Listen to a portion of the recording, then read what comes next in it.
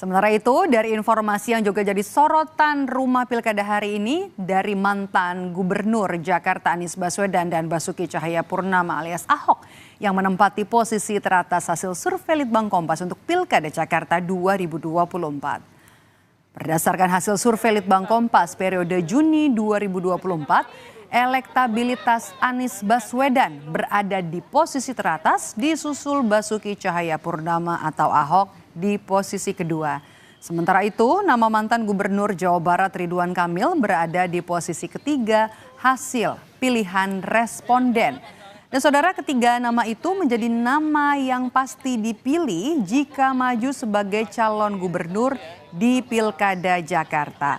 Selain soal pilihan responden, Litbang Kompas juga menangkap tingkat resistensi atau penolakan responden untuk memilih tokoh tertentu. Kalau kita lihat sekilas itu tampak bahwa Anies Baswedan dan Basuki Cahayapurnama ini cukup kuat gitu ya elektabilitasnya. Nah, bicara peluang di luar dua kandidat yang kuat tadi ya Anies dan Ahok, ya mungkin kita bisa melihatnya dari sisi strong voter-nya. Artinya strong voter ini kita tidak hanya menanyakan siapa yang layak, tapi juga pasti akan memilih itu seberapa besar. Di sini memang Ridwan Kamil masih menjadi yang kuat ya, ada 24% yang pasti akan memilih Ridwan Kamil. Sementara dari sisi resistensi itu Ridwan Kamil ini yang cukup relatif rendah ya, relatif rendah sisi penolakannya.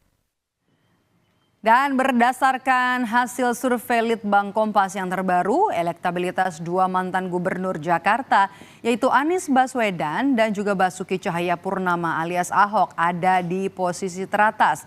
Di urutan pertama saudara kami hadirkan, ini dia gambarnya 29,8% untuk Anies Baswedan. Kemudian diikuti oleh Ahok dengan 20,0%. Kemudian ada nama Ridwan Kamil 8,5% dan selanjutnya ada nama dua menteri dari kabinet Jokowi yakni Erick Thohir dengan 2,3% dan Sri Mulyani 1,3%. Dan kemudian disusul nama Andika Perkasa mantan Panglima TNI 1,0%. Kemudian juga ada nama putra bungsu dari Presiden Joko Widodo, Kaisang Pangarep, 1,0%. Dan juga ada nama penjabat Gubernur DKI Jakarta Heru Budi Hartono, 1,0%. Dan juga ada nama Tri Risma hari ini 1,0%. Survei ini saudara dilakukan pada 15 hingga 20 Juni 2024. Dengan responden sebanyak 400 orang dipilih secara acak dengan menggunakan metode pencuplikan sistematis bertingkat di Jakarta.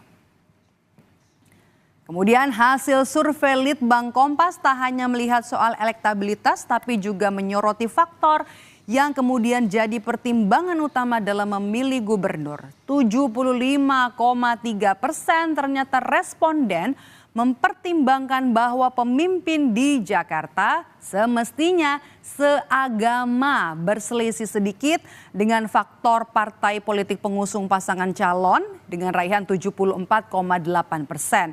Nah, selain soal agama dan juga soal partai politik pengusung, pertimbangan responden dalam memilih kepala daerah juga dipengaruhi oleh sosok-sosok yang kuat yang mendukung calon. Tidak kurang dari 65,5% ini mempertimbangkan calon yang didukung Prabowo Subianto.